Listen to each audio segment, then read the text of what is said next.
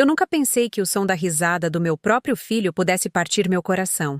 Mas lá estava eu, em pé na minha cozinha apertada, aos 68 anos, segurando o telefone com as mãos trêmulas, ouvindo Daniel rir de gastar minhas economias de uma vida como se fosse troco de bala. Amor, é só usar o cartão da dona Sônia. Ela tem mais de 550 mil reais nele.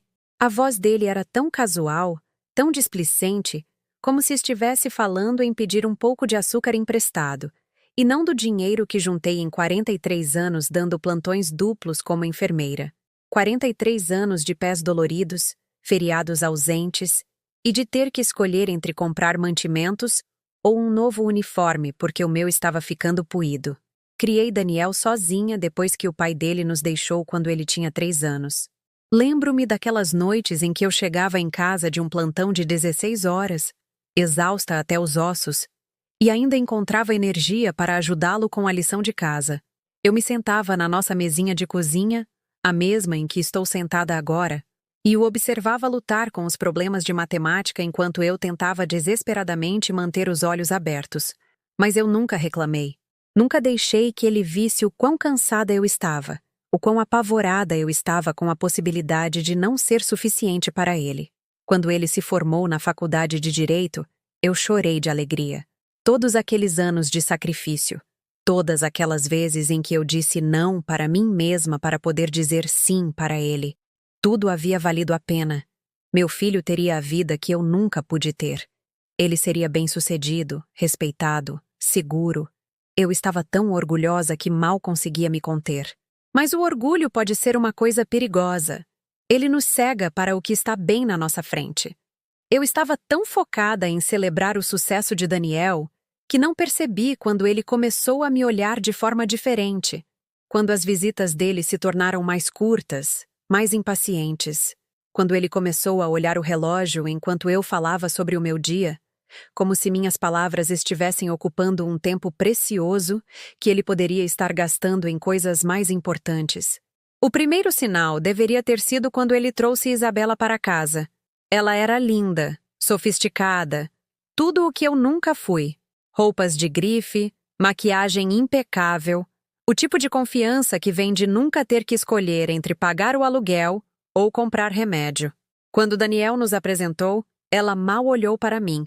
Apenas um relance rápido, um sorriso educado que não alcançava os olhos, e então voltou sua atenção para ele como se eu tivesse desaparecido. A mãe faz o melhor pudim de leite condensado, Daniel disse naquele primeiro jantar, e senti um lampejo de esperança. Talvez aquela mulher elegante fosse apreciar as coisas simples que eu tinha a oferecer. O calor de uma refeição caseira, o amor que manteve nossa pequena família unida por tantos anos. Isabela sorriu aquele mesmo sorriso vazio. Ah, que fofo! Mas eu não como sobremesa, na verdade. Tenho que cuidar da minha forma. Ela deu um tapinha no braço de Daniel. Nós dois temos, não é, amor? É importante manter o nível. A maneira como ela disse "o nível" fez meu pudim caseiro parecer um embaraço, como prova do quão pouco sofisticada eu era em comparação com o mundo em que eles estavam entrando juntos. Observei Daniel concordar com a cabeça, vi-o olhando para minha cozinha simples com o que poderia ter sido vergonha, e algo frio se instalou no meu peito.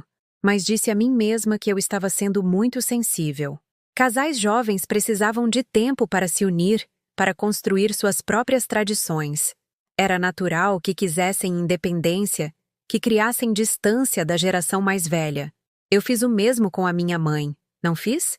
Talvez não exatamente assim, mas ainda assim, a independência era saudável. Convenci-me de que uma vez que se casassem, uma vez que a novidade passasse, Daniel se lembraria da mulher que o criou. Ele traria a Isabela mais vezes, e ela veria que por trás do meu exterior simples havia um coração cheio de amor pelo marido dela. Nos tornaríamos amigas, talvez até próximas. Eu seria a sogra que era bem-vinda, apreciada, incluída. Quão tola eu era! Quão desesperadamente, pateticamente esperançosa. O casamento foi pequeno, intimista, o que mais tarde descobri que significava a família de Isabela e alguns amigos da faculdade de direito deles. Eu não estava envolvida no planejamento. Daniel me ligou 2 semanas antes para me dizer a data e o local, como se eu fosse uma parente distante sendo convidada por obrigação em vez da mãe que abriu mão de tudo para tornar o sucesso dele possível. Vesti meu melhor vestido, o azul marinho que comprei para a formatura dele. Pareceu apropriado. Afinal, ambas as ocasiões eram sobre celebrar as conquistas de Daniel. Sentei-me no fundo, observando meu filho se casar com aquela mulher que nunca me fez uma única pergunta sobre a infância dele, que nunca me agradeceu por criar o homem com quem ela estava escolhendo passar a vida. Durante a recepção, tentei me aproximar da mãe de Isabela, pensando que talvez pudéssemos nos conectar por causa da felicidade de nossos filhos. Ela me olhou de cima a baixo com desprezo mal disfarçado, avaliou meu vestido de loja de departamento e minhas joias modestas, e se virou sem dizer uma palavra. Fiquei ali por tempo que pareceu uma eternidade, segurando minha pequena taça de champanhe, observando a celebração da nova vida do meu filho e entendendo com clareza esmagadora que não havia lugar para mim nela. Naquela noite, sozinha no meu apartamento, olhei para a foto emoldurada na minha mesa de cabeceira. Daniel aos 5 anos, com a janelinha e sorrindo, os braços em volta do meu pescoço como se eu fosse a pessoa mais importante do mundo dele. Toquei o vidro suavemente, lembrando de como ele costumava me chamar de sua melhor amiga, de como ele engatinhava para a minha cama durante tempestades e sussurrava que, enquanto estivéssemos juntos, ele não tinha medo de nada. Quando foi que deixei de ser o seu porto seguro e me tornei o seu embaraço? A resposta para essa pergunta viria em breve, entregue através de um telefonema que destruiria o que restava da minha fé no filho que amei mais do que a minha própria vida. Os telefonemas ficaram mais curtos depois do casamento. Onde Daniel costumava ligar toda a noite de domingo para saber como eu estava, agora semanas se passavam em silêncio. Quando eu finalmente ligava para ele, Isabela frequentemente atendia com aquela mesma frieza educada que eu tinha aprendido a reconhecer. Ah, oi Sônia. O Daniel está no banho. Posso pedir para ele te ligar de volta? Mas ele nunca ligava. Nem naquela noite, nem no dia seguinte. Às vezes nem por outra semana. Comecei a registrar em um pequeno caderno. Patético, eu sei. Mas eu precisava me convencer de que não estava imaginando o aumento da distância. 15 de março. Liguei. Isabela atendeu. Disse que ele estava ocupado com um caso. 22 de março. Deixei recado na caixa postal, sem retorno. 29 de março. Liguei novamente. Daniel atendeu, mas parecia apressado. Disse que estavam saindo para jantar com os pais de Isabela. Os pais de Isabela. Eu os conheci exatamente uma vez no casamento, onde eles me trataram como funcionária de buffet que se perdeu na sala errada. Mas Daniel falava deles com o tipo de reverência que costumava guardar para mim. Dr. Roberto acha que eu deveria considerar a área de direito corporativo, ele dizia. Ou, Dona Margarida sugeriu procurarmos casas na Vila Nova. Sabe onde a Isabela cresceu? Eu queria perguntar, e o bairro onde você cresceu, Daniel?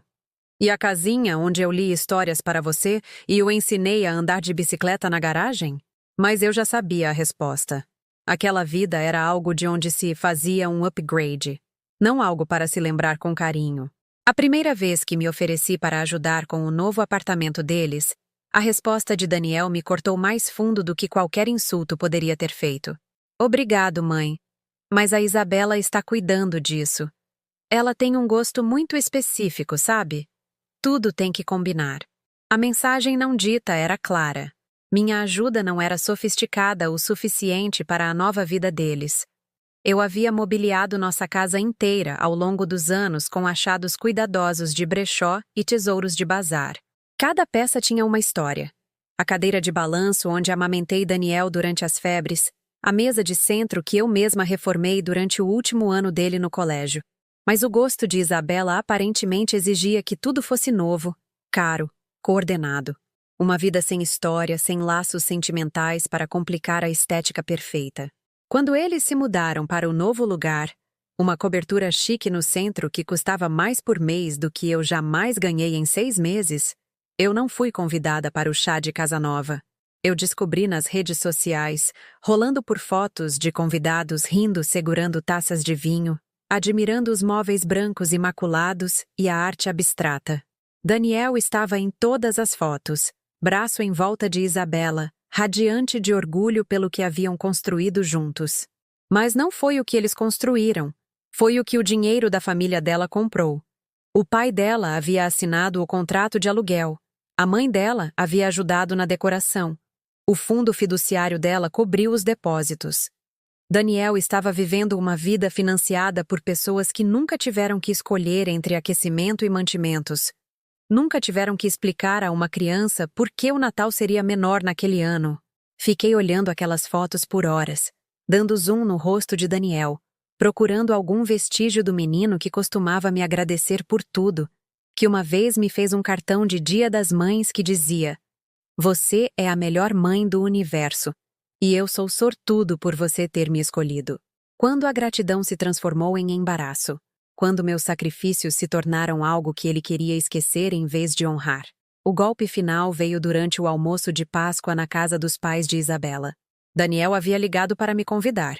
Ou melhor, Isabela havia ligado. Sua voz carregando aquela polidez forçada que fazia cada palavra soar como uma obrigação.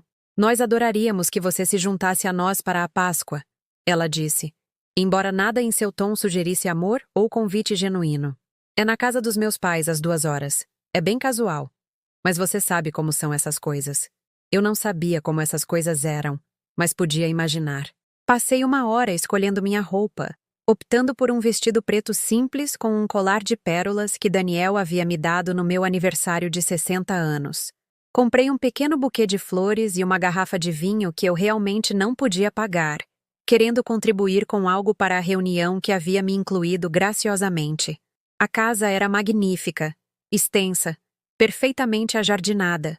O tipo de lugar que aparece em revistas sobre vida elegante. Senti minhas flores simples murcharem nas minhas mãos. Meu vinho de barganha de repente parecendo patético ao lado da elaborada mesa. Daniel estava sendo o centro das atenções perto da lareira, contando uma história sobre o caso mais recente dele para um círculo de parentes de Isabela.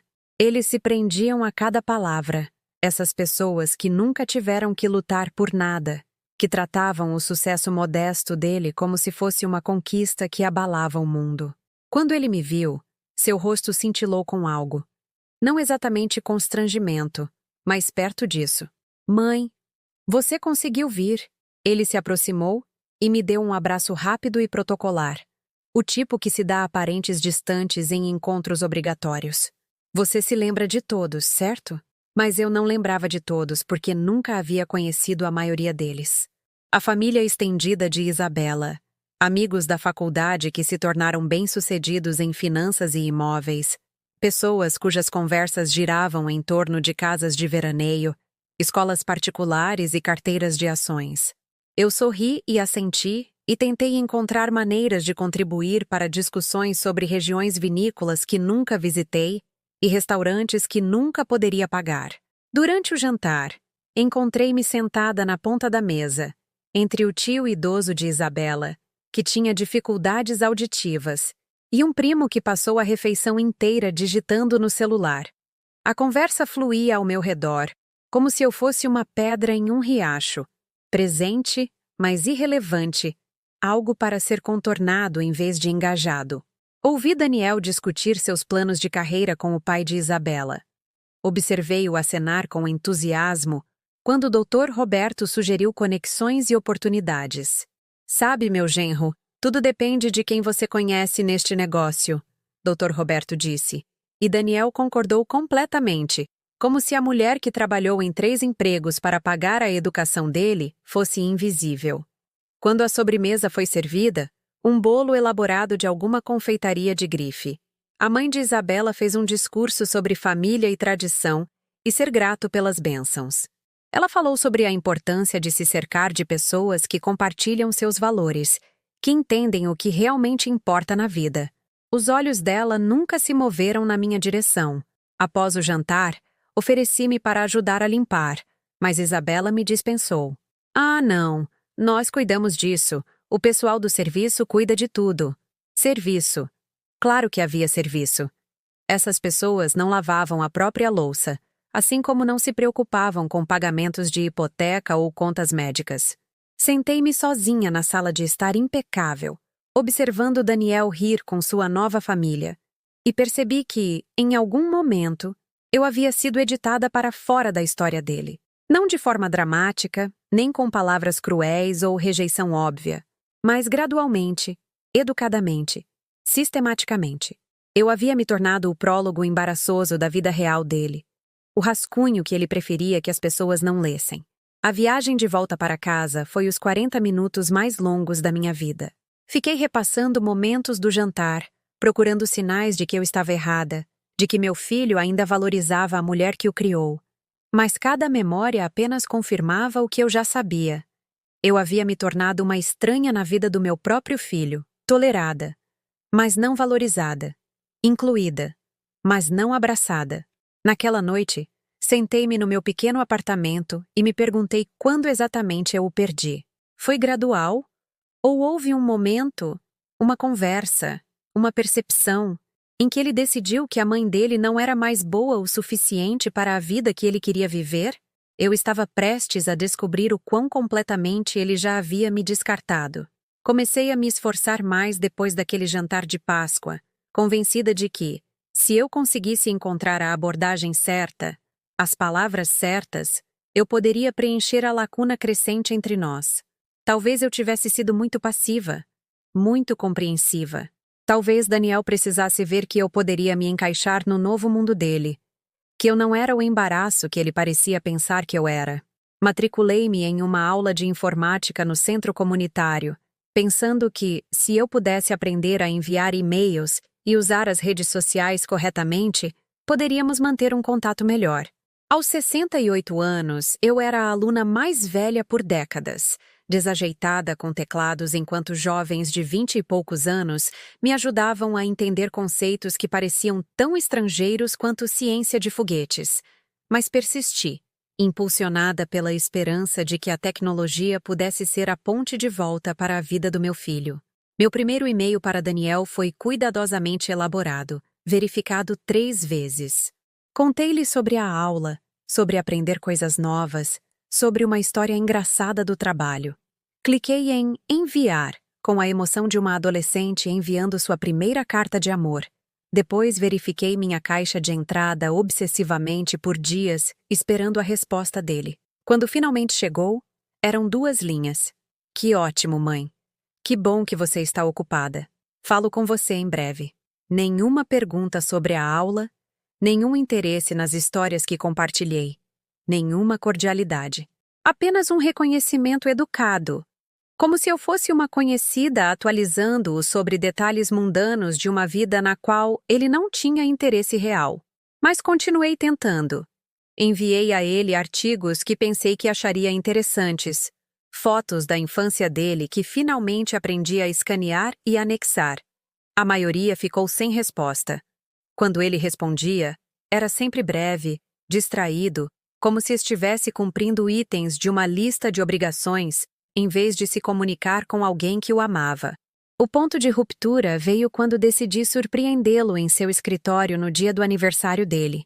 Eu sempre fiz um bolo para ele, bolo de brigadeiro, o favorito dele desde os 7 anos. Passei horas para deixá-lo perfeito, depois peguei 3 ônibus para atravessar a cidade e chegar ao prédio dele no centro, carregando a caixa do bolo como uma carga preciosa. O hall de entrada do escritório de advocacia era todo de mármore e vidro, intimidante em sua elegância cara. A recepcionista olhou para mim como se eu estivesse perdida, avaliando minhas roupas modestas e o bolo caseiro com confusão mal disfarçada. Eu estou aqui para ver Daniel, eu disse, tentando soar confiante. Eu sou a mãe dele. A expressão dela mudou para algo que poderia ter sido pena. Oh, deixe-me ligar para o escritório dele. Ela falou em tons baixos, com a mão cobrindo parcialmente o telefone, como se estivesse discutindo algo embaraçoso que precisava ser tratado com delicadeza. Daniel apareceu 5 minutos depois, seu rosto passando por surpresa, pânico e algo que parecia mortificação. Ele não estava sozinho. Isabela estava com ele, provavelmente almoçando juntos, ambos vestidos daquele jeito caro e sem esforço que fazia minha roupa de loja de departamento parecer uma fantasia. Mãe, o que você está... Como você... Ele olhou em volta do hall nervosamente, como se estivesse verificando quem poderia estar testemunhando aquela aparição inesperada de seu passado. Eu trouxe um bolo de aniversário. Eu disse, levantando a caixa com orgulho que estava rapidamente se transformando em vergonha. O seu favorito. Pensei que talvez pudéssemos comemorar, apenas por alguns minutos. A risada de Isabela foi suave, mas cortante. Oh, que fofo! Mas Daniel está tentando cortar o açúcar, na verdade. Nós dois estamos. Ordens médicas. Ela colocou uma mão possessiva no braço dele. Além disso, temos aquela reunião de almoço com os Hendersons em 10 minutos. Os Hendersons? Perguntei, embora já soubesse que eram mais conexões da família de Isabela. Mais oportunidades que vinham através dela em vez de qualquer coisa que Daniel tivesse conquistado sozinho. Amigos da família de Isabela. Daniel disse, sem me encarar nos olhos. Clientes importantes. Nós realmente não podemos nos atrasar. Eu fiquei ali segurando meu bolo, entendendo com clareza esmagadora que eu havia me tornado um inconveniente. Não apenas indesejada, mas ativamente problemática. Algo que precisava ser resolvido rapidamente antes que complicasse sua imagem profissional cuidadosamente construída. Claro, eu disse, minha voz menor do que eu pretendia. Eu deveria ter ligado primeiro. Na próxima vez, Daniel disse, mas seu tom sugeria que não deveria haver uma próxima vez, que visitas espontâneas de sua mãe de classe trabalhadora não eram apropriadas para a nova vida dele. Peguei os 3 ônibus para casa com meu bolo rejeitado, observando a cidade passar pelas janelas que pareciam refletir nada além da minha própria tolice. Em casa, sentei-me à minha mesa de cozinha e comi um pedaço do bolo sozinha, sentindo o sabor de todo o amor que coloquei nele, e me perguntando por que aquele amor havia se tornado algo que meu próprio filho tinha vergonha de aceitar em público. A humilhação se aprofundou quando descobri, semanas depois, que Daniel havia comemorado seu aniversário. Afinal, em um restaurante chique com a família e amigos de Isabela. Eu vi as fotos nas redes sociais de Isabela. Daniel soprando velas em um bolo decorado profissionalmente de uma confeitaria de grife que provavelmente custou mais do que eu gasto em mantimentos em um mês. Todos estavam elegantemente vestidos, rindo, brindando ao sucesso dele. Eu não fui mencionada. Não senti falta, nem fui sequer lembrada. Eles simplesmente comemoraram sem mim, como se eu nunca tivesse existido. Tentei ligar para perguntar sobre isso, para entender por que eu não tinha sido incluída, mas a explicação de Daniel foi pior do que o silêncio teria sido. Foi só uma coisinha pequena, mãe. Última hora, nós não queríamos arrastar você para o centro de novo. Arrastar-me. Como se passar tempo com a mãe fosse um fardo, uma obrigação que exigia que ele se incomodasse por minha causa. O insulto final veio quando Isabela foi promovida em sua empresa de marketing. Daniel me ligou com a notícia, mais animado do que estava em meses. Ela virou sócia, aos 28. Você consegue acreditar? Eu os parabenizei, genuinamente feliz que coisas boas estivessem acontecendo na vida deles. Talvez pudéssemos celebrar todos juntos, eu sugeri. Eu poderia fazer o jantar, ou poderíamos ir a um lugar legal, por minha conta. A pausa que se seguiu durou uma eternidade. Quando Daniel finalmente falou, sua voz carregava aquele tom cuidadosamente paciente que as pessoas usam com crianças que não entendem situações adultas complicadas. Mãe, eu agradeço a oferta, mas os pais da Isabela estão dando uma festa, no clube de campo. É meio formal. Associados de negócios, amigos da família, você sabe como é. Mas eu não sabia como era. Eu sabia sobre celebrar conquistas com as pessoas que amam você, sobre incluir a família na sua alegria, independentemente da conta bancária ou status social delas. Eu sabia sobre ter orgulho de onde você veio, em vez de fingir que não existia. Claro, eu disse engolindo a mágoa. Diga parabéns a ela por mim. Eu direi, Daniel disse, mas eu sabia que ele não diria. Meus parabéns não significariam nada para Isabela. vindo de alguém que ela nunca considerou digno de conhecer. Depois que desliguei, sentei-me no silêncio do meu apartamento e tentei me lembrar da última vez que Daniel pareceu genuinamente feliz em falar comigo. A última vez que ele perguntou sobre minha vida, minha saúde, meus sentimentos. A última vez que ele agiu como se eu importasse para ele, além de ser uma obrigação a ser gerenciada. Eu não conseguia me lembrar. Naquela noite, peguei álbuns de fotos que não olhava há anos, folheando fotos de Daniel em todas as idades, com a janelinha e sorrindo, formando-se no colégio, começando a faculdade. Em cada foto, eu podia ver o amor entre nós, o laço que parecia inquebrável. Ele tinha sido meu mundo inteiro, e eu pensei que era pelo menos uma parte significativa do dele. Agora eu estava aprendendo que o amor, até mesmo o amor de mãe, até mesmo o sacrifício e a devoção mais profundos, podiam ser descartados quando se tornavam inconvenientes.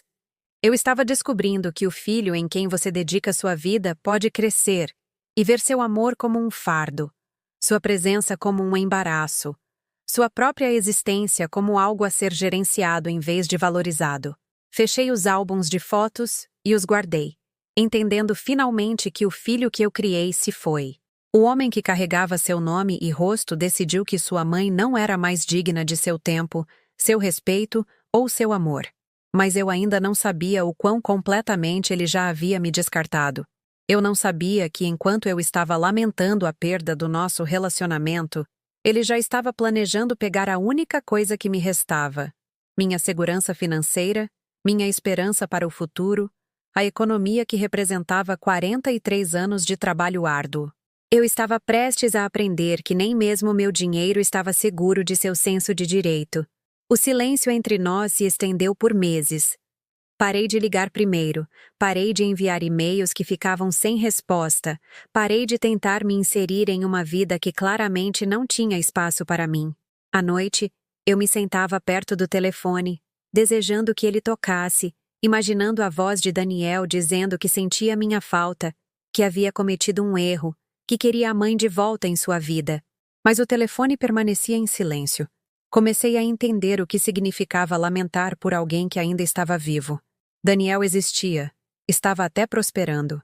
Mas o filho que eu criei, o menino que costumava se aninhar ao meu lado durante os filmes, que me trazia dentes de leão do quintal como se fossem rosas, que uma vez me disse que eu era a melhor amiga dele no mundo inteiro.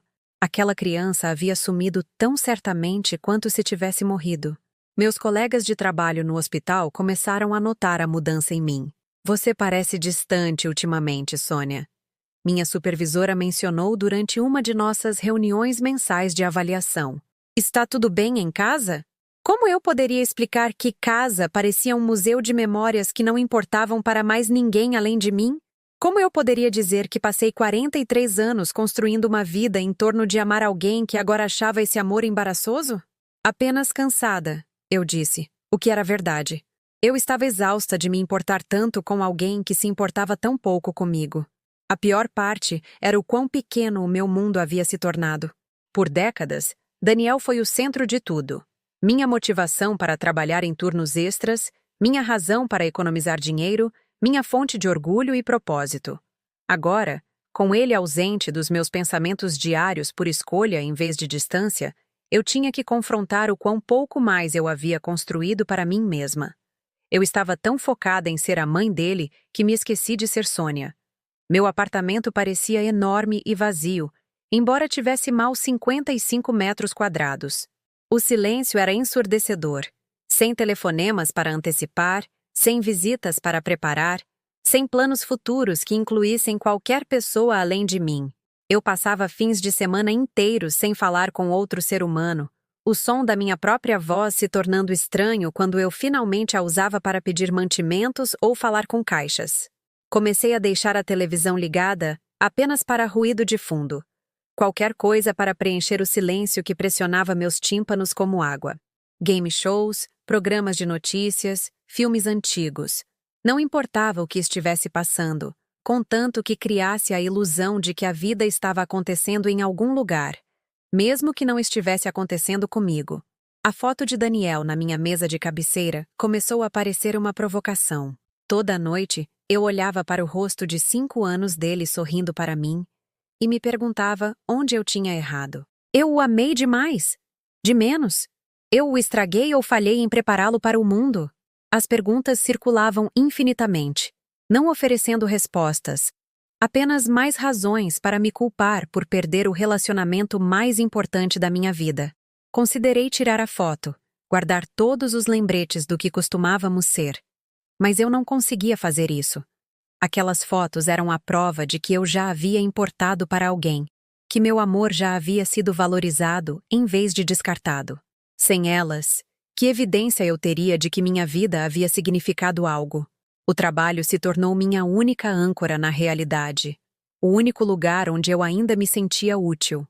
Mas, mesmo lá, eu me pegava fazendo as coisas mecanicamente, em vez de me engajar de verdade. Os pacientes me agradeciam pelos meus cuidados, e eu sorria e acenava, mas o calor que antes me tornava boa no meu trabalho, agora parecia vazio. Como eu poderia consolar os outros quando não conseguia curar a ferida no meu próprio coração? Em uma noite particularmente difícil, depois de perder um paciente de quem eu havia me afeiçoado, um senhor idoso cujos filhos o visitavam diariamente, que estava rodeado de amor mesmo em seus momentos finais.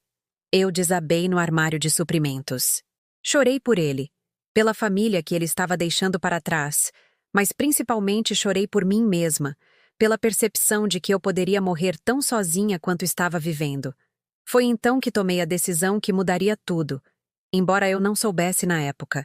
Sentada no chão daquele armário de suprimentos, cercada por equipamentos médicos e me sentindo completamente derrotada, decidi escrever uma carta para Daniel.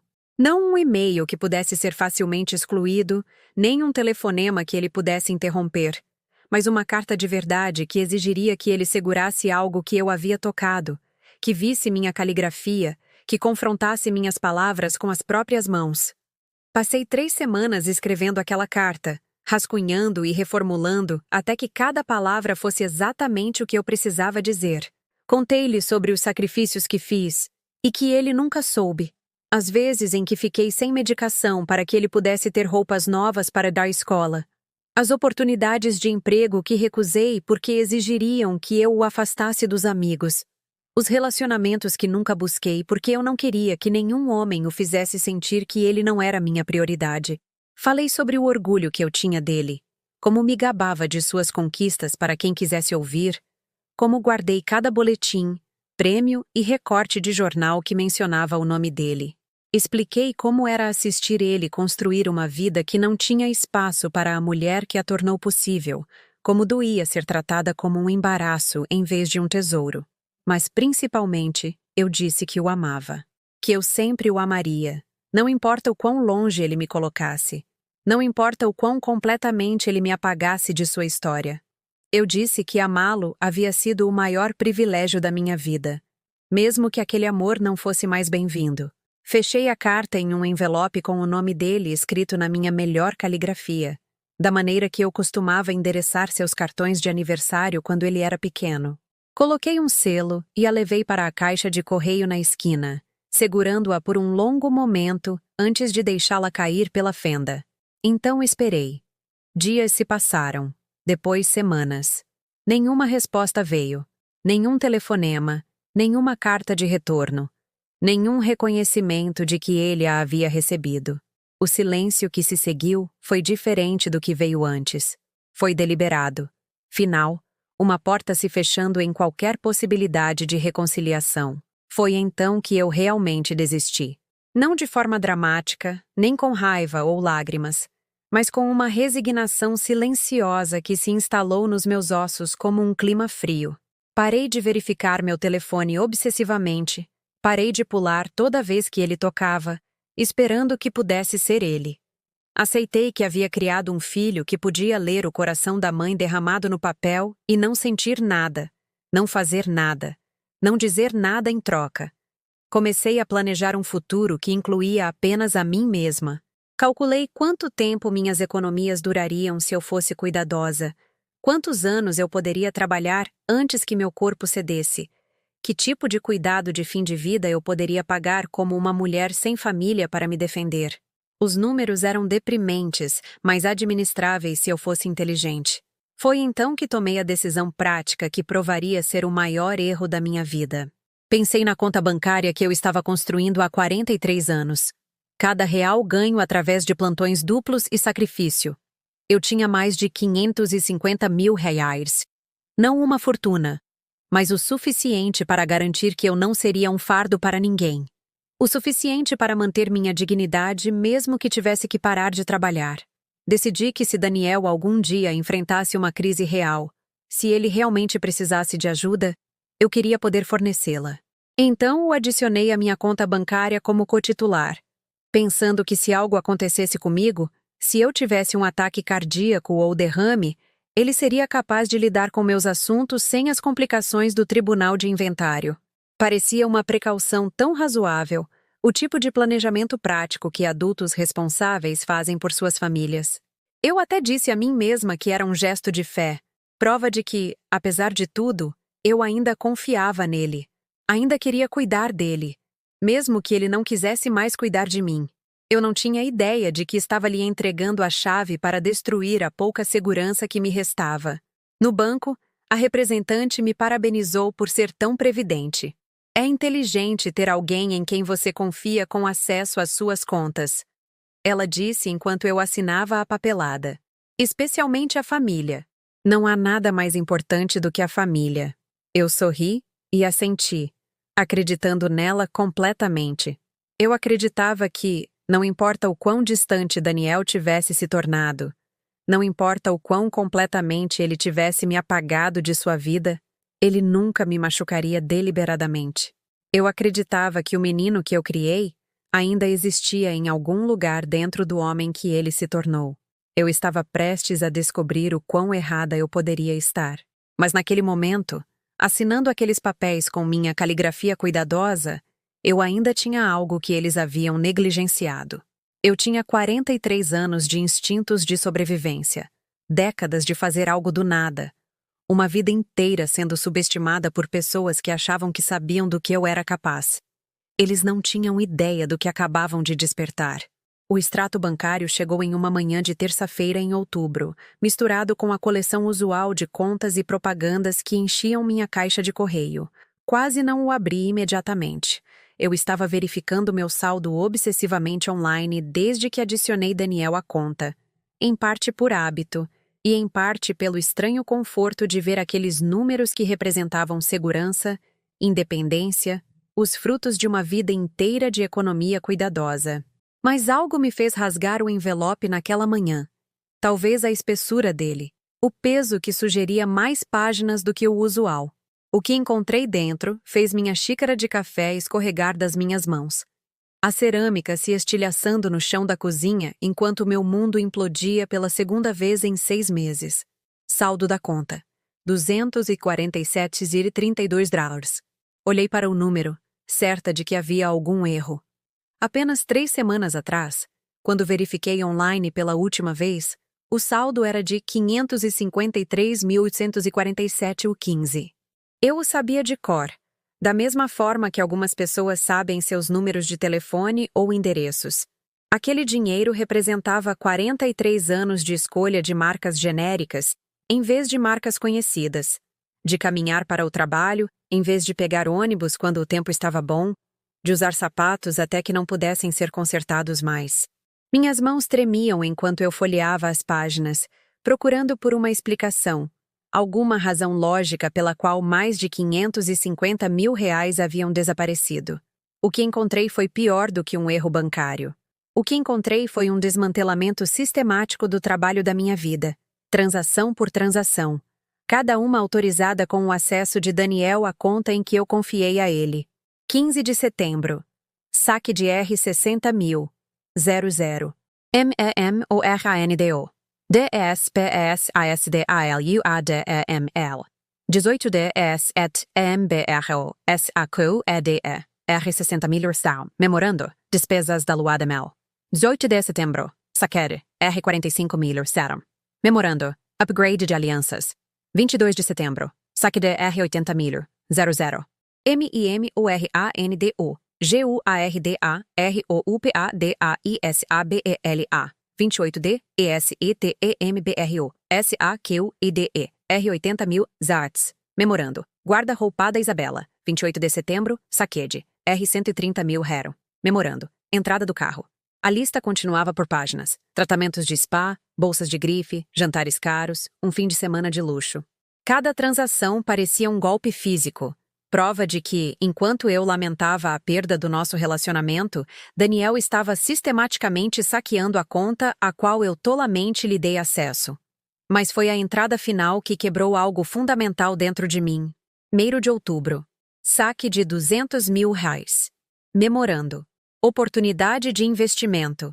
Conselho do pai da Isabela.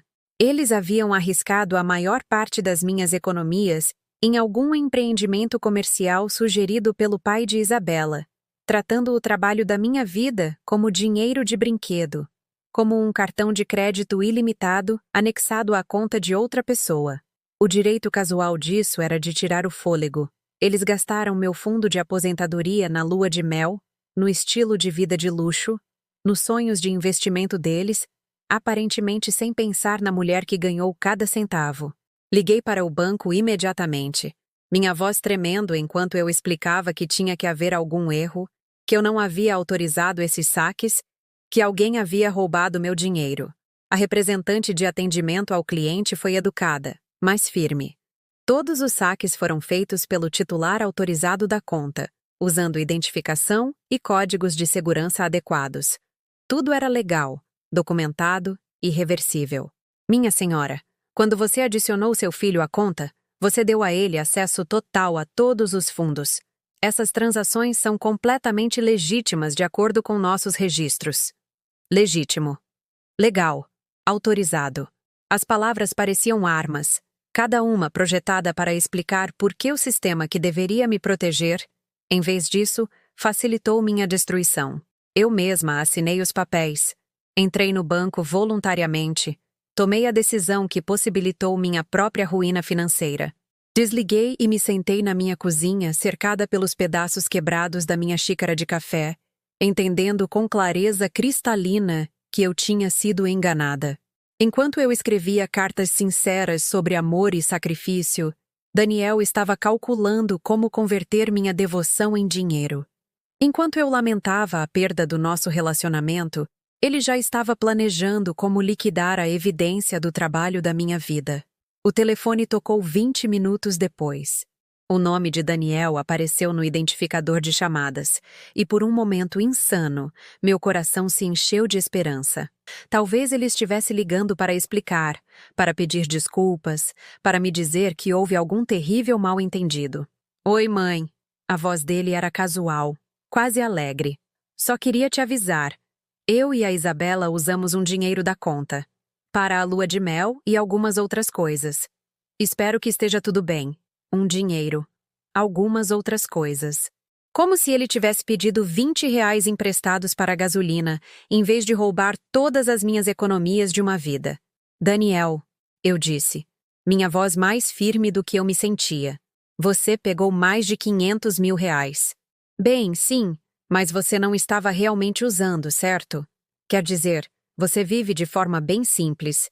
E o pai da Isabela acha que podemos dobrar isso com essa oportunidade de investimento. Vamos te pagar de volta com juros.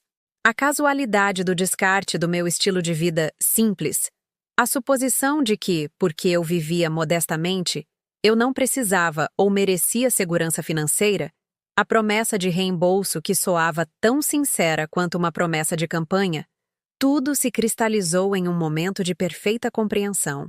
Meu filho não me via como uma pessoa com direitos, necessidades ou dignidade. Ele me via como um recurso a ser explorado. Uma conta bancária com laços sentimentais que poderiam ser ignorados com segurança, desde que ele mantivesse a pretensão de um eventual reembolso. Quando? Perguntei. Quando o quê? Quando você vai me pagar de volta? Houve uma pausa, e eu quase podia ouvi-lo calculando, tentando determinar qual cronograma soaria razoável para a mulher que ele acabara de roubar. Em breve, mãe. Talvez 6 meses, 1 ano no máximo. O pai da Isabela tem muitos contatos, conhece todas as pessoas certas. Isso é basicamente negócio certo. Negócio certo. Minha segurança de aposentadoria havia sido arriscada em um negócio certo, por pessoas que nunca trabalharam um dia em uma fábrica, nunca escolheram entre medicação e mantimentos, nunca ficaram acordadas à noite calculando se podiam pagar aluguel e utilidades no mesmo mês. E se não der certo? Perguntei. Outra pausa, mais longa desta vez. Vai dar certo. Mas escuta, eu tenho que ir. Eu e a Isabela vamos nos encontrar com os investidores. Eu te ligo mais tarde, tá? Ele desligou antes que eu pudesse responder, deixando-me sozinha com a devastação da minha segurança financeira e o conhecimento de que meu filho havia se tornado alguém que eu não reconhecia mais. Naquela noite, sentei-me à minha mesa de cozinha com os extratos bancários espalhados diante de mim, como evidências em um julgamento, tentando entender como eu havia criado uma pessoa capaz de tamanha crueldade casual.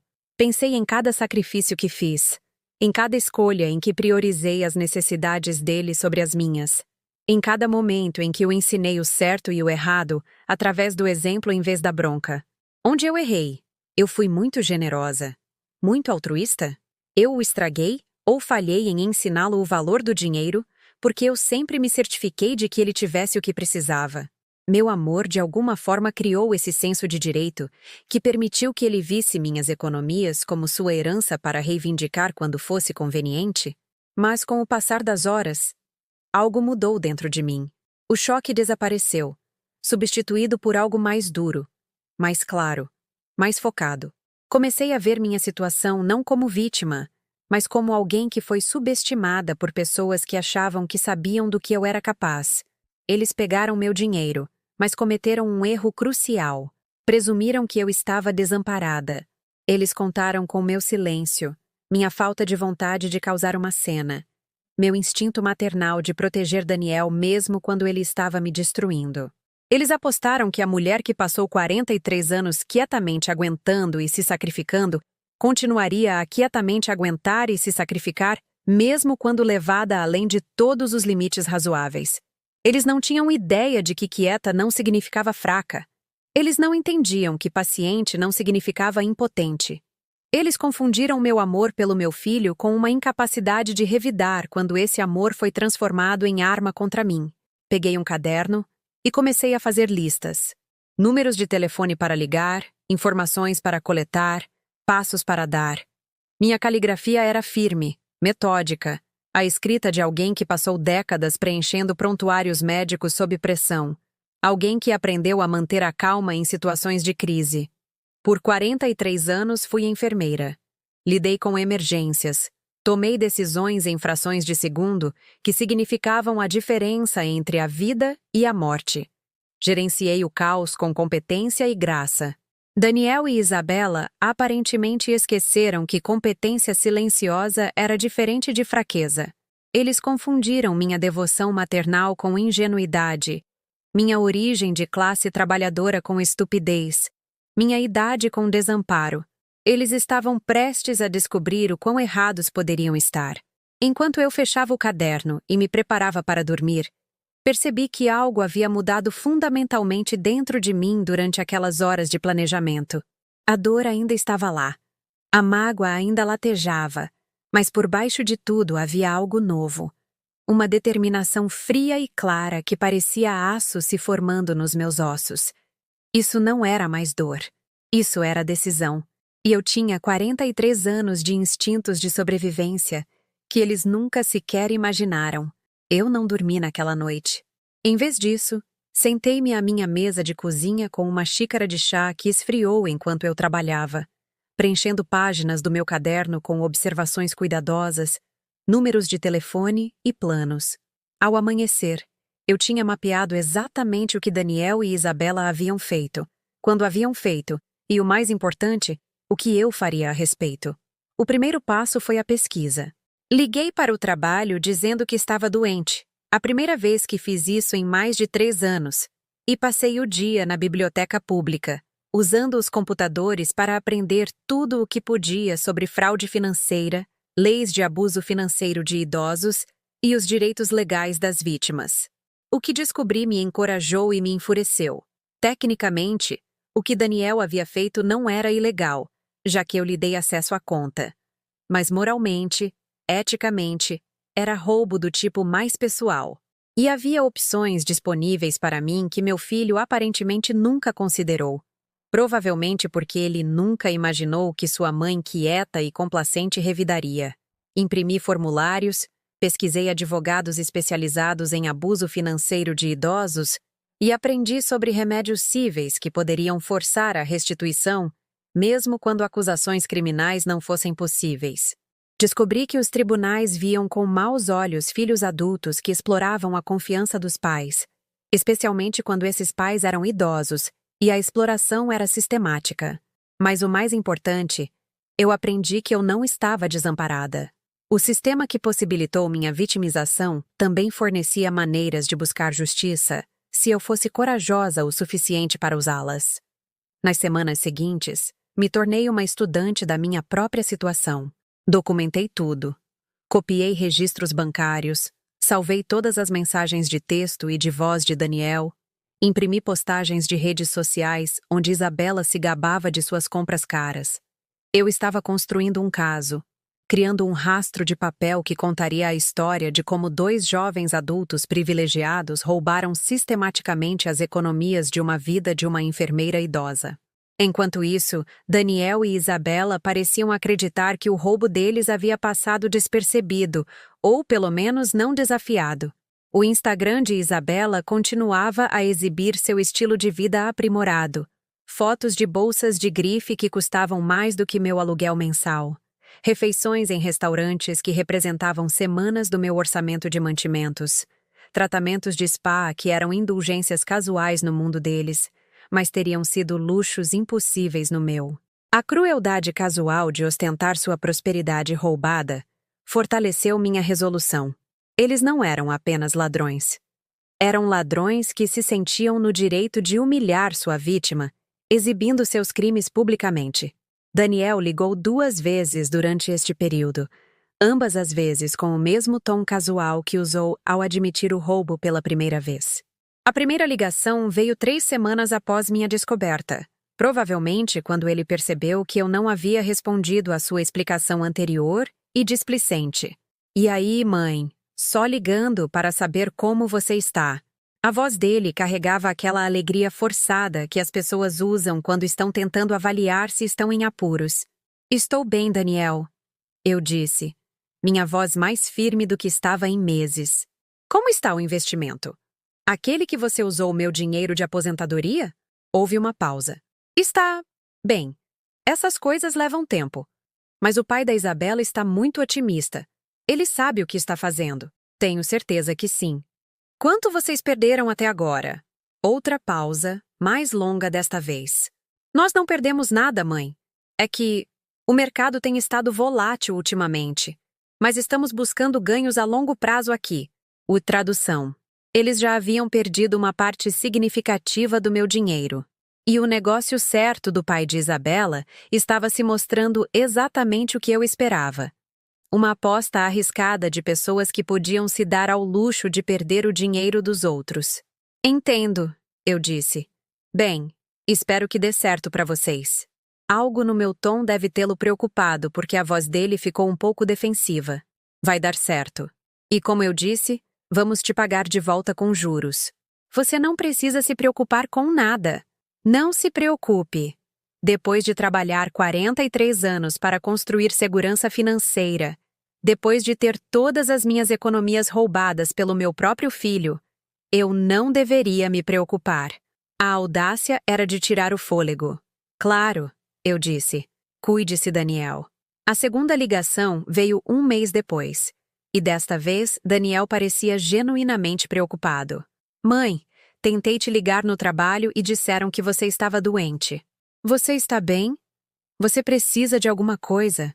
A ironia dele perguntar se eu precisava de alguma coisa depois de roubar tudo o que eu tinha teria sido engraçada se não fosse tão devastadora. Mas eu havia aprendido a controlar minhas emoções até então, a canalizar minha raiva para algo mais útil do que lágrimas. "Estou bem", eu disse. "Só precisei de um tempo para pensar nas coisas, para tomar algumas decisões sobre o meu futuro." Que tipo de decisões? Havia cautela na voz dele agora.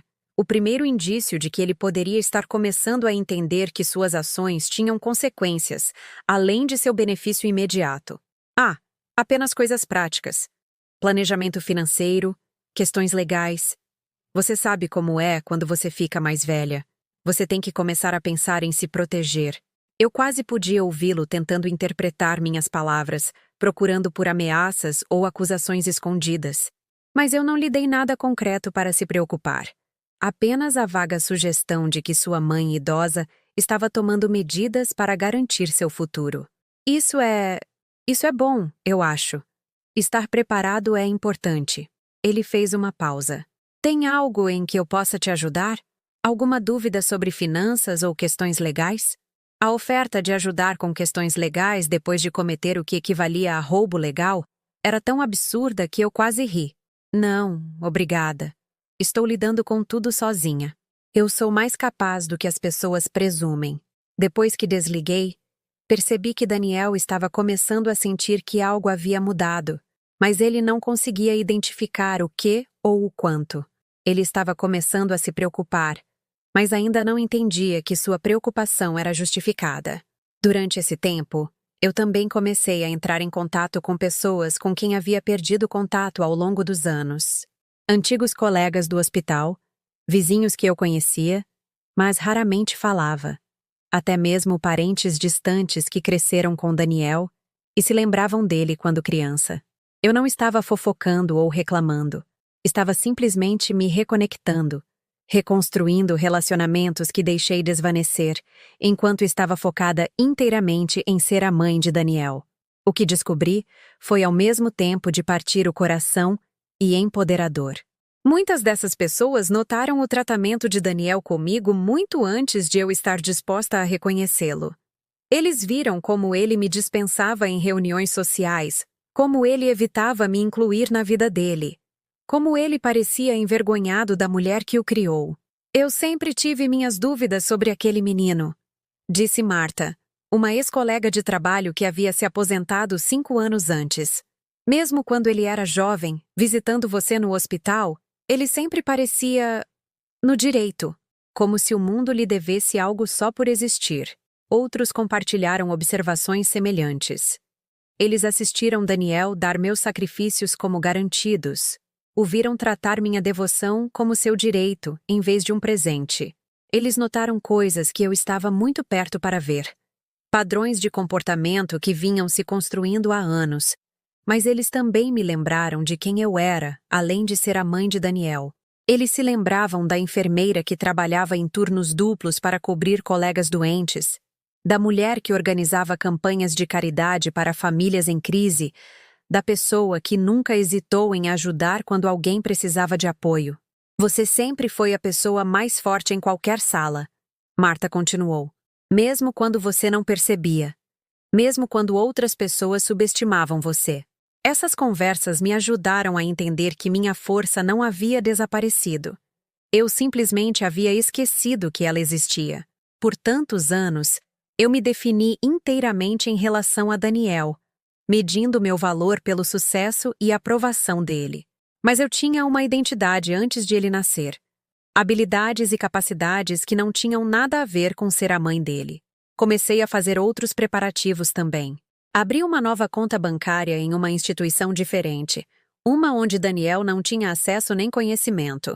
Mudei meus $247,38 restantes para lá, junto com meus contra-cheques assim que voltei ao trabalho. Não era muito, mas era meu, seguro de qualquer roubo futuro. Também consultei uma advogada, uma mulher perspicaz de 50 e poucos anos especializada em casos de abuso de idosos.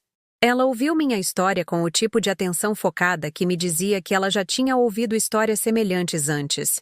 O que eles fizeram é moralmente repreensível, ela disse após revisar os documentos que eu havia reunido.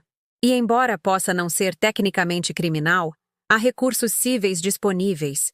Podemos entrar com uma ação para restituição, e dada a natureza sistemática do roubo e a aparente falta de remorso do seu filho, acho que temos um caso forte. O que isso envolveria? Perguntei. Divulgação financeira total de ambos. Apreensão de bens, se necessário, para recuperar seu dinheiro. Processos judiciais públicos onde o comportamento deles seria examinado e julgado. Não seria rápido nem fácil, mas enviaria uma mensagem clara de que roubar de pais idosos tem consequências sérias. Agradeci a ela e disse que entraria em contato. Eu ainda não estava pronta para entrar com a ação. Eu tinha outra coisa em mente primeiro.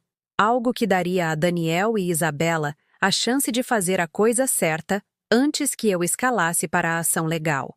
Mas ao sair do escritório daquela advogada, senti algo que não experimentava há meses.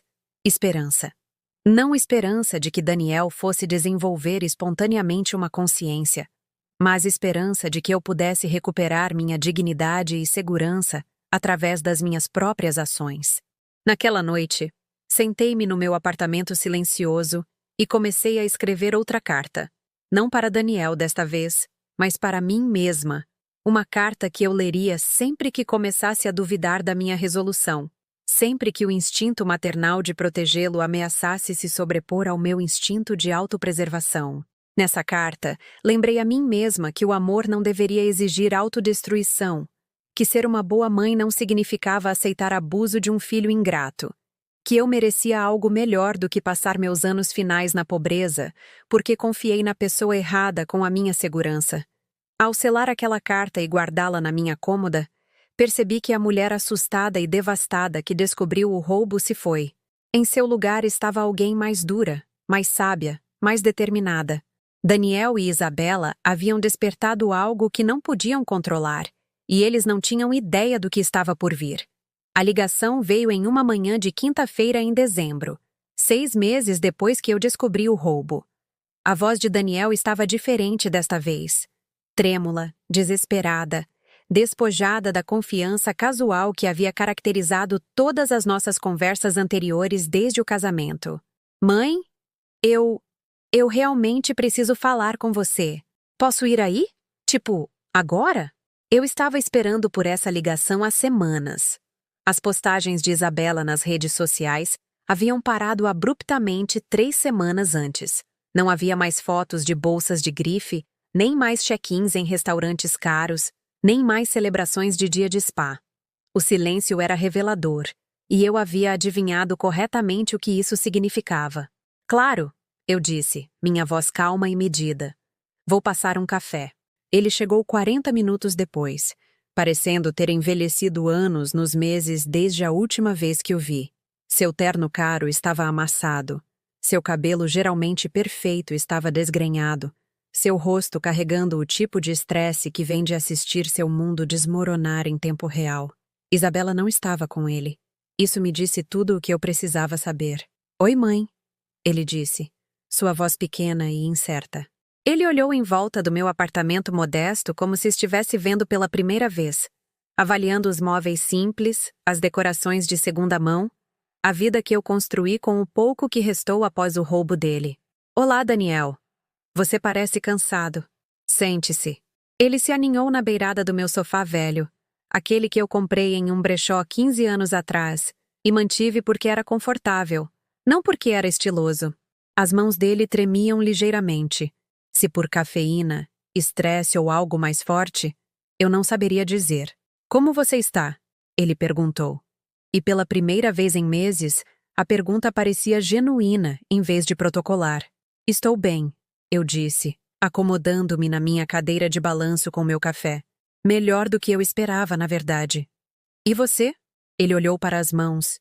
E eu vi algo que não via desde que ele era criança, pego em uma mentira. Vergonha. Não estou bem, mãe. Nada bem. Ele respirou fundo, trêmulo. Isabela me deixou. Eu esperei. Eu havia aprendido o poder do silêncio nos últimos meses. A maneira como ele podia fazer as outras pessoas preencherem o espaço com verdades que prefeririam manter escondidas. Ela levou tudo. Ele continuou, a voz falhando um pouco. O carro, as joias, até os móveis do apartamento. A família dela me fez ser demitido do escritório. Disseram que eu era um risco para a reputação deles. Aparentemente, quando o investimento deu errado, eles decidiram que o problema era eu. O investimento? Perguntei, embora eu já soubesse o que ele ia me dizer. Perdemos tudo, mãe. Cada centavo. O negócio certo do Dr. Roberto era algum tipo de esquema Ponzi. As autoridades encerraram, prenderam metade das pessoas envolvidas. O Dr. Roberto provavelmente vai para a prisão. Ele olhou para mim com olhos vermelhos e desesperados. Eu não tenho nada sobrando. Sem emprego, sem dinheiro, sem lugar para morar. Isabela nem atende minhas ligações. Eu tomei um gole do meu café e estudei o rosto do meu filho. Este era o momento para o qual eu estava me preparando. As consequências que eu sabia que acabariam chegando. Mas vê-lo quebrado assim não trouxe a satisfação que eu esperava. Em vez disso, trouxe clareza. Lamento ouvir isso. Eu disse, e era sincero. Não lamento que a justiça finalmente o alcançara, mas lamento que tenha sido preciso perder tudo para ele se lembrar que tinha uma mãe. Eu estava pensando. Ele fez uma pausa, engoliu em seco, tentou novamente. Eu estava esperando que talvez eu pudesse ficar aqui por um tempo, só até eu me reerguer. Eu sei que não mereço, mas não tenho para onde ir. Lá estava. O momento da verdade. O teste que determinaria que tipo de pessoa meu filho realmente era por baixo do direito e do egoísmo. Ele reconheceria o que fez? Ele pediria desculpas? Ele demonstraria algum reconhecimento da dor que causou? É um pedido e tanto, eu disse cuidadosamente, considerando nossa história recente. Ele parecia confuso, como se realmente não entendesse a que eu estava me referindo. O que você quer dizer? Meu coração apertou. Mas eu não estava surpresa. Mesmo enfrentando sua própria destruição, mesmo desesperado por minha ajuda, ele ainda não conseguia reconhecer o que havia feito comigo. O dinheiro, Daniel. Minhas economias de uma vida que você pegou sem permissão. Os 550 mil reais que você e Isabela gastaram no seu estilo de vida, enquanto eu tentava descobrir como sobreviver com o que restou. O rosto dele passou por uma série de expressões. Surpresa, defensiva e, finalmente, algo que poderia ter sido o começo da consciência. Mas eu te disse que pagaríamos de volta. Ele disse fracamente. Isso era apenas temporário. Um contratempo. Com o quê? Perguntei, minha voz ainda calma. Você acabou de me dizer que não tem nada sobrando. Sem emprego, sem dinheiro, sem bens.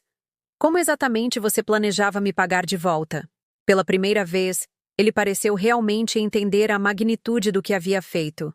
A cor sumiu do rosto dele quando percebeu que suas promessas de pagamento haviam sido construídas em nada além de arrogância e privilégio, que ele havia arriscado a segurança da mãe com base em conexões que evaporaram no momento em que as coisas deram errado. Eu pensei... Ele parou. Começou de novo. Eu nunca quis que isso acontecesse. O que você pensou que aconteceria, Daniel? Quando você pegou dinheiro que não pertencia a você, dinheiro que eu economizei por 43 anos, e o deu para pessoas arriscarem? Que resultado você imaginou? Ele estava chorando agora, lágrimas reais que pareciam vir de um lugar mais profundo do que autopiedade. Eu pensei que faríamos mais dinheiro. Eu pensei que seria capaz de te pagar o dobro do que pegamos emprestado. A família da Isabela, eles fizeram parecer tão fácil, tão garantido. Não era seu para arriscar.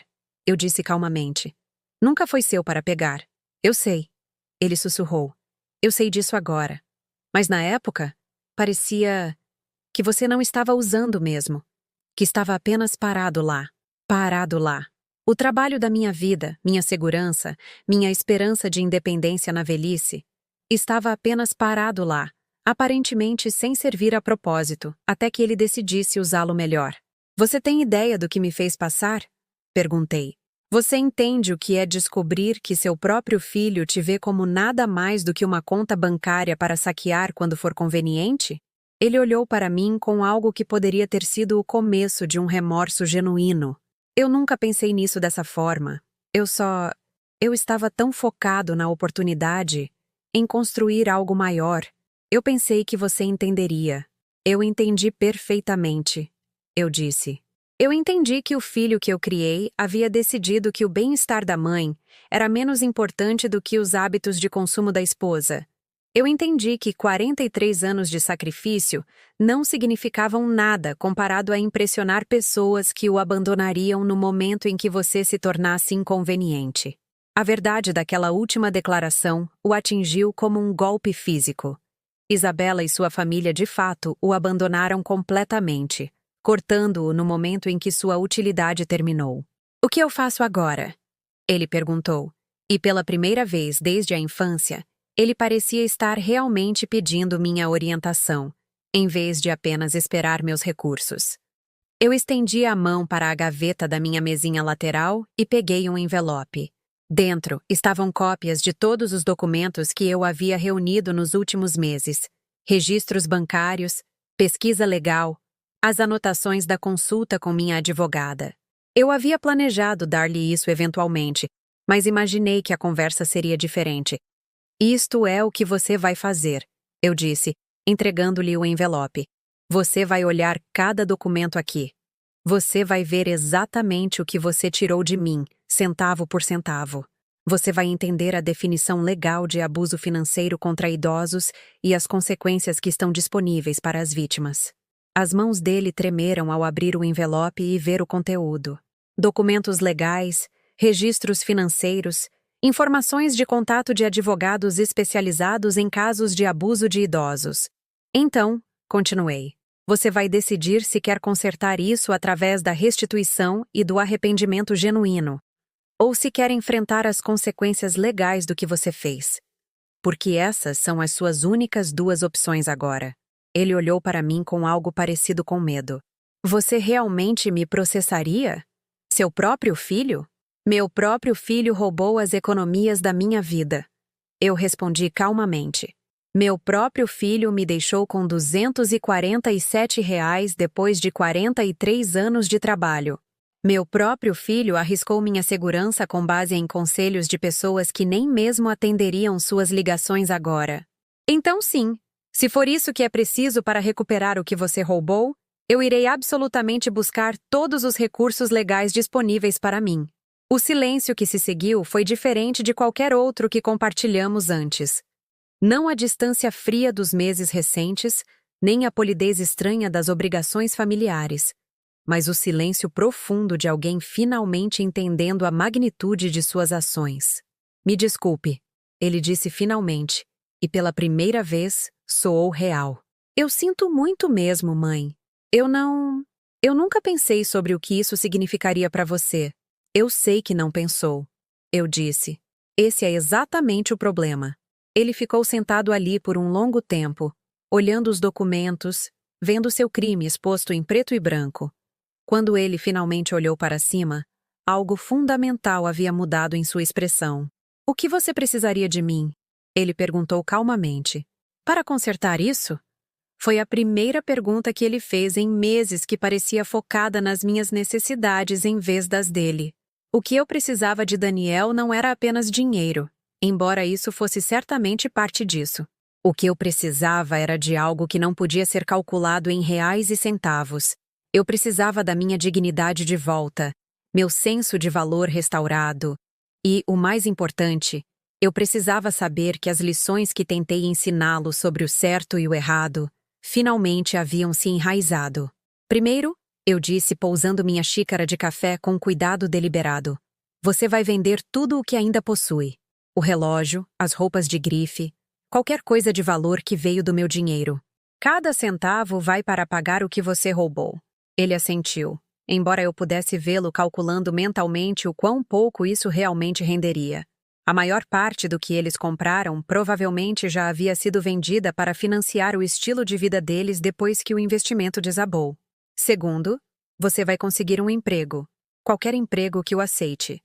E 50% de cada salário vai para mim até que cada real seja pago de volta.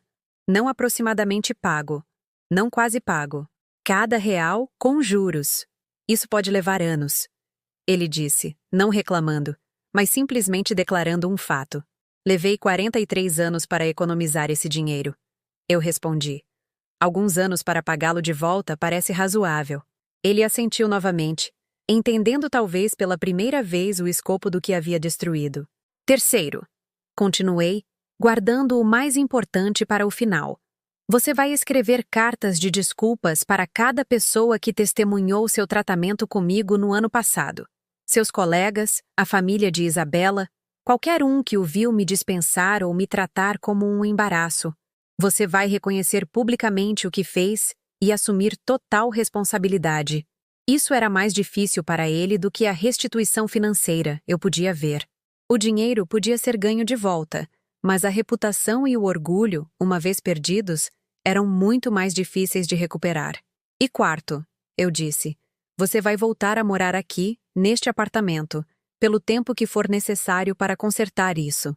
Não porque você precisa de um lugar para ficar, mas porque você precisa se lembrar do que significa fazer parte de uma família que cuida uma da outra, em vez de explorar uma a outra. Ele olhou em volta do pequeno apartamento novamente, desta vez com olhos diferentes. Não a avaliação envergonhada de alguém com vergonha de suas origens, mas talvez o começo da apreciação pelo lar que a mãe dele construiu e manteve com o salário de uma pessoa trabalhadora. Você me deixaria ficar aqui? Depois do que eu fiz? Eu não estou deixando você fazer nada, eu disse firmemente. Eu estou exigindo isso. Se você quiser evitar consequências legais, se você quiser alguma chance de reconstruir um relacionamento comigo, você vai morar aqui e vai contribuir para as despesas desta casa e vai aprender o que significa ser grato pelo que você tem, em vez de constantemente buscar o que você pensa que merece. Nos meses seguintes, Daniel cumpriu sua palavra. Ele encontrou trabalho. Não a carreira prestigiosa que ele imaginou, mas emprego honesto em um escritório de contabilidade local que estava disposto a contratar alguém com suas habilidades, apesar de sua reputação manchada. Ele voltava para casa todas as noites para o nosso pequeno apartamento, entregava metade do salário e lentamente começou a entender como havia sido a vida de sua mãe. Ele aprendeu a cozinhar refeições simples, a pesquisar preços de mantimentos, a consertar as coisas em vez de substituí-las. Ele descobriu que a satisfação podia ser encontrada em circunstâncias modestas, que a felicidade não exigia luxo, que a dignidade vinha do trabalho honesto, em vez de títulos impressionantes. Mas o mais importante, ele aprendeu a me ver claramente pela primeira vez em anos. Não como um embaraço a ser gerenciado ou um recurso a ser explorado, mas como uma pessoa que construiu uma vida boa através de caráter e determinação. As cartas que ele escreveu foram dolorosas para nós dois, mas necessárias. Ele escreveu para seus ex-sócios de advocacia, pedindo desculpas por seu comportamento e reconhecendo que havia desrespeitado a mulher que tornou sua educação possível. Ele escreveu para os pais de Isabela, assumindo total responsabilidade pelo desastre financeiro e absolvendo-os de qualquer obrigação de considerar seu bem-estar em suas decisões familiares. Cada carta era uma pequena recuperação de sua integridade, um passo em direção a se tornar o homem que eu sempre esperei que ele pudesse ser. A carta mais difícil foi a que ele escreveu para a própria Isabela. Não porque ele a queria de volta. Essas ilusões haviam sido completamente destruídas, mas porque ele precisava reconhecer como havia permitido que o relacionamento deles danificasse seu relacionamento comigo. Eu deixei você me convencer de que minha mãe era de alguma forma inferior a nós, ele escreveu. Eu permiti que você me envergonhasse da mulher que sacrificou tudo pelo meu sucesso. Eu escolhi sua aprovação em detrimento do bem-estar dela, e vou me arrepender dessa escolha pelo resto da minha vida. Isabela nunca respondeu à carta, mas esse não era o ponto. O ponto era que Daniel finalmente havia encontrado a coragem de dizer a verdade, mesmo quando isso não servia a nenhum propósito prático. A restituição financeira levou 3 anos. 3 anos de Daniel trabalhando constantemente, vivendo de forma simples e reconstruindo lentamente tanto sua conta bancária quanto seu caráter. Eu o observei descobrir satisfação no trabalho honesto, o observei aprender a encontrar alegria em pequenos prazeres, o observei lembrar o que significava fazer parte de uma família construída sobre amor em vez de transação. E gradualmente, algo bonito aconteceu. Começamos a construir um novo relacionamento, baseado no respeito mútuo em vez da obrigação. Daniel começou a perguntar sobre o meu dia, meus pensamentos, meus sentimentos. Ele começou a me ver como Dona Sônia, a pessoa, não apenas mãe a provedora. Ele aprendeu sobre meu trabalho no hospital, os pacientes de quem cuidei, as vidas que toquei ao longo de 4 décadas de enfermagem. Ele descobriu que sua mãe tinha habilidades, conhecimento e experiências que não tinham nada a ver com servir às necessidades dele. Ele começou a apreciar a mulher que eu sempre fui, por baixo do papel que desempenhei em sua vida. No dia em que ele fez o pagamento final, 553.847,15 mais juros, transferido de volta para minha conta recém-protegida, sentamos juntos em nossa pequena cozinha e compartilhamos uma refeição que ele mesmo havia cozinhado. Era comida simples, nada chique, mas tinha gosto de perdão e redenção. Eu entendo agora, ele disse enquanto arrumávamos juntos. Eu entendo o que eu quase joguei fora. O quê? Perguntei. Você, ele disse simplesmente. A coisa mais valiosa na minha vida, e eu quase a perdi correndo atrás de coisas que nunca importaram. 6 meses depois, Daniel recebeu uma proposta de emprego em um escritório que valorizava a integridade acima das conexões. O salário era modesto em comparação com seu emprego anterior, mas honesto. Ele poderia ter pago o próprio apartamento até então, mas escolheu ficar. Se estiver tudo bem para você, ele disse, eu gostaria de continuar morando aqui. Não porque eu tenho mais que ficar, mas porque eu quero. Porque isso parece um lar de uma maneira que aquele apartamento caro nunca pareceu. Eu concordei, é claro. O apartamento que antes parecia muito pequeno para uma pessoa, parecia perfeitamente dimensionado para 2 pessoas que aprenderam a apreciar a companhia uma da outra. Daniel nunca se casou novamente, embora namorasse ocasionalmente.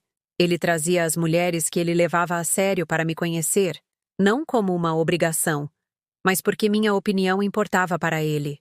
Ele queria parceiras que pudessem apreciar o tipo de mulher que o criou, que pudessem ver força na simplicidade e sabedoria na experiência.